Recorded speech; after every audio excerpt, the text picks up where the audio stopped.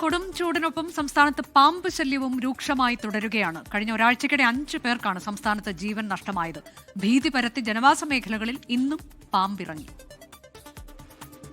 ആലപ്പുഴ കുട്ടനാട് സ്വദേശി ഇന്ദിരയെ ഇന്നലെ വൈകിട്ട് വീടിന് സമീപത്ത് വെച്ചാണ് മൂർഖൻ പാമ്പ് കടിച്ചത്. ഉടൻ തന്നെ വണ്ടാനം മെഡിക്കൽ കോളേജ് ആശുപത്രിയിൽ പ്രവേശിപ്പിച്ചു.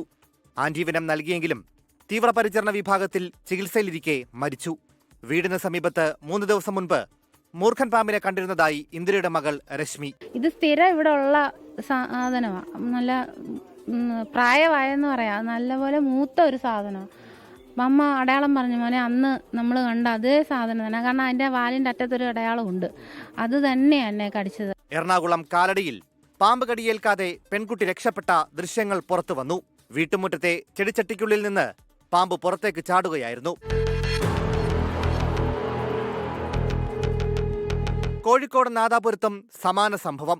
സ്കൂട്ടറിന് സമീപത്ത് ഇഴഞ്ഞെത്തിയ പാമ്പിന്റെ കടിയേൽക്കാതെ വിദ്യാർത്ഥി രക്ഷപ്പെടുന്ന CCTV ദൃശ്യങ്ങൾ പുറത്തുവന്നു.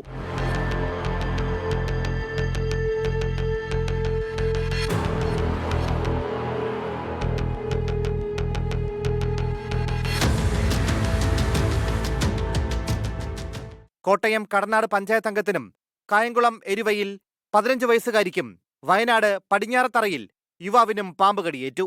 കോഴിക്കോട് ഉള്ളേരിയിൽ ജോലിസ്ഥലത്ത് പെരുമ്പാമ്പിനെ കണ്ടു ഭയന്ന തൊഴിലുറപ്പ് തൊഴിലാളിയെ ആശുപത്രിയിൽ പ്രവേശിപ്പിച്ചു. പാലക്കാട് കൂട്ടുപാതയിലെ വീടിനുള്ളിലെ കിടപ്പുമുറിയിൽ കണ്ടെത്തിയ മൂർഖൻ പാമ്പിനെ സർപ്പ വാളണ്ടിയർ എത്തി പിടികൂടി. വിവിധ ബ്യൂറോകൾക്കൊപ്പം ന്യൂസ് ഡെസ്ക് 24.